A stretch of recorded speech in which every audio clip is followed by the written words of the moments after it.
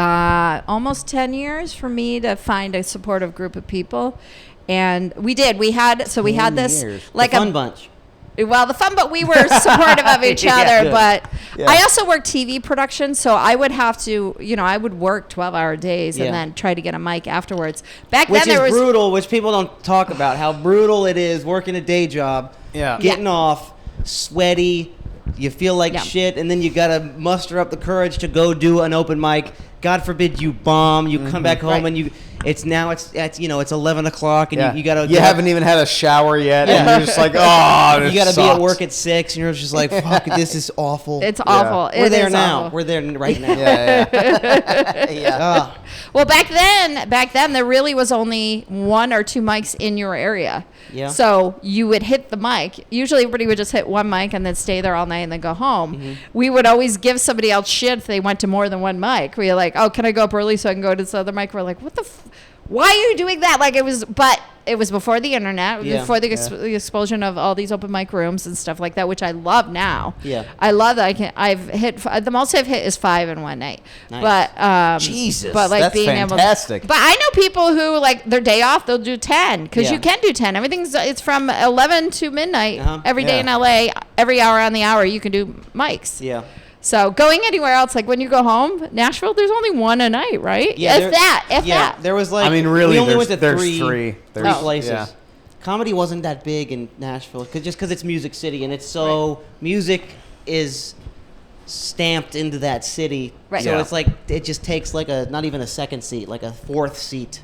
Ninth seat to what music is. And another thing, we had a huge culture shock when we moved out to LA because we moved out here in August of 2020, and like in Nashville, you would do a mic, and as soon as your set was over, people would fucking jet. Yeah. And so if you got the last spot on the mic, there would be like 2 people left in the audience. And we came out here and would like line up 3 mics in a row where we would like just like leave as soon as it went off. Yeah. And we had people like reprimanding us like, hey, you don't do that here. And we were like, what the hell? It was like a culture shock. Like we didn't know what was going on. Just because we thought we were like, we're getting mics in. That's good, right? They're like, it's rude. And I was like, all right, I get it. It was a huge culture shock just because like the abundance of mics in a place like Los Angeles is so different than a place like Nashville where there's only 3 places that you can go on. Right. So you want to be able to get them all in because you never know where you're gonna have. We would do a 6 to 7, 7 to 8, 8 to 9, 9 to 10, all different places. We'd do our sets, get off, drive, park, do the set, jump in the car, drive, and those were nuts times. Yeah. And it was the culture shock of people being like, hey, why aren't you staying? Versus like doing open mics in Nashville, you get like someone would get off the stage and if you asked them if they were staying, they'd be like, dude, fuck you. Hey, you fucking asshole, fuck you, dude. They'd like insult you and then get in their car and drive to a different open mic. It was like such a different culture. It was so odd. Got places to be, man. Yeah, it was so weird. There's so much benefit, especially when you're new in comedy, to sit and watch even other open micers. Yeah. And you learn so much. Yep. And it was necessary that we slowed it down. Yes, and it's good because it probably made you a better comic by being able to sit and absorb other people and other styles. I learned how to write jokes from watching other people write jokes, I just didn't write it in their style, but I learned how they did the A plus B equals C, and then I go, I can apply that to me, For a little bit there, we were in our own little, just the 2 of us bubble, fast-paced bubble, just us, and we weren't meeting anybody, and that's not great. Yeah, that's not great. It was honestly bad. What do you think of those boys? You never see them, we're just darting around, so we started slowing down and like hanging, and to meeting people. Because that's the other way you make it in this business is the social game. That's why you met people like Jason. The network. And he's getting us on shows and because you hung out, you talked to him afterwards, you got to be friendly. Like there's a comic that I met. Like anybody from upstate New York, I talk to them like to the cows come home. Like because I'm like fucking upstate New York, and then more times than not, the upstate New York people are like, hey, come and do my show. Great, we'll do it. Like, that's awesome. So you probably get along with a lot of other Nashville comics, and then you chat and you have a shared history, and then you're able to cultivate a friendship from there. For sure. And it's important for people to know that you're funny, but also like reliable, and just a good shit, and not a douchebag or something. Well. I know. I think I've known you guys close to a year now. I think probably yeah. Yeah. And I've seen you grown. Oh, nice. And I've been Thank you. Yeah. and not only are you joke telling, but your stage presence. Yeah. And that partially is being able to sit and relax and watch and be part of the scene, and then feel comfortable in front of your peers. Because if you feel comfortable in front of other open micers, you're gonna feel comfortable in front of an audience full of nobody. Yeah. Yeah. A lot of that is watching other people too. Sitting there and watching other people's delivery style and how they do jokes. It bleeds into your own set, and then you kind of make it more of your own, and then you go up there and you're more confident. Right.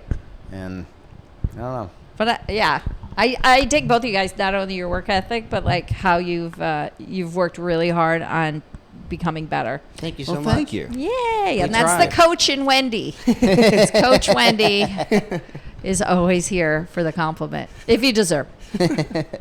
Also, another thing I wanted to ask you about that, aside from just behind the scenes relationships, how do you go from just doing hopping from open mic to open mic shows? How do you make that next step from open mic shows to actual shows, actual comedy clubs? Yeah, it's having consistency when you're at the open mics, because everybody who has shows does the open mics, especially the Improv and the Comedy Store. Yeah. And once you're showing that you're consistently getting up there and consistently making a room full of comics laugh at mics, then people are like, oh, we got to have him on because he's good. Now, it's also the relationships, knowing other people, and Ash, so then he put you on a show, and then you did good on that show, and now he's going to put you on another show. Yeah. So it snowballs. But what it is, it's consistently doing mics in different areas, in different places. So branching out, having other people see you. Once I was going once a week, but now I'm going twice a month. I'll go down to the OC, or I'll go to Inland Empire and do their mics, because then it's a whole group of other people who don't come to LA. Yeah. Because they don't like coming to LA because it's too big of a pond. Yeah. So they're better that way, and they see you, and then you get put on their shows, and their shows will pay. Out of LA, a lot of shows will pay. So just getting your face out there. Right. And so it's mainly just gas money, but they pay. Why not? I'd love to get gas money for a show. That'd be awesome. And you're how many years in now? At this point, 3. Okay. I have a weird calculation because we started in 2019. Right. And then 2020 happened. Right. And so we had a year off. Yeah, people ask that. I'm and I don't know what to say. I just clock it at 2020. Right. So it's 2023. We're 3 years in now. Yeah. There are people that are 3 years in that are consistently getting booked on shows. But they're also, we're not everybody's got their own path. Everybody pops at different times. It's like popcorn. And so it's easy when you're younger to go, why am I not getting booked as much as that person? We've been doing the same amount of time. It's don't worry about that. Yeah. Worry about just getting out and doing your stuff. That's how I started getting booked, is that I just kept doing mics and kept doing mics and kept getting stronger and kept working on my jokes and stuff. So just consistency. It's consistency, showing up, and it's just being cool within the thing. And you'll start getting more around year 5. So you got a couple more years. You guys are both still figuring out who you are, and you're also both start figuring out your comedy style in your joke telling. Yeah. So once that is consistent and you go through, to Tony has a style, and he's working on it. And people are like, "Oh yeah." He's very The Godfather. Yeah. I sell doors. Oh. Madison has a very specific style to her, so people go, "Oh," So it's a lot of you guys are figuring that out. And it took me. By the way, I didn't know who the fuck I was the first 15 years. Yeah. And even though I did shows and that kind of stuff, I was not getting anything. As soon as I came back, that 10 years was me. I was doing writing and acting. And that made me figure out who I was. Yeah. I was putting all my jokes in my scripts. And then when I came back, it was as if I went to this what is that? This not consortium, this like I went and did this master's program and got my doctorate. And then when I stepped out, I like knew who I was. But also that comes with age and also 2 broken hearts. So like I came out going, I don't give a flying fuck. I'm about to be 50. I don't have as much time as you fuckers. I got to get this shit going. And I also don't give a shit what you think about me. I'm going to get on stage and do my shit and not worry about it. Yeah. So that's part of it too, is life. Like for me. Right. So when I got back, I didn't know who I was 23 to 35. I didn't know who the fuck I was. I'm very aware of the position that we're in right now.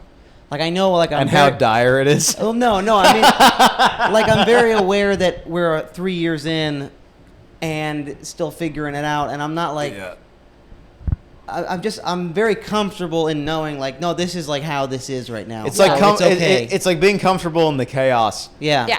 It's nice, but also that like there's an uncertainty that comes with that I don't really know how to navigate yet. Yeah. I will say this: you will get to a spot where you go, "Oh fuck, that is who I am. That is who I have to be. This is like it'll dawn on you." But that only comes from like after fucking beating yourself up and having all this time on stage and a decade of shitty open mic after shitty open mic.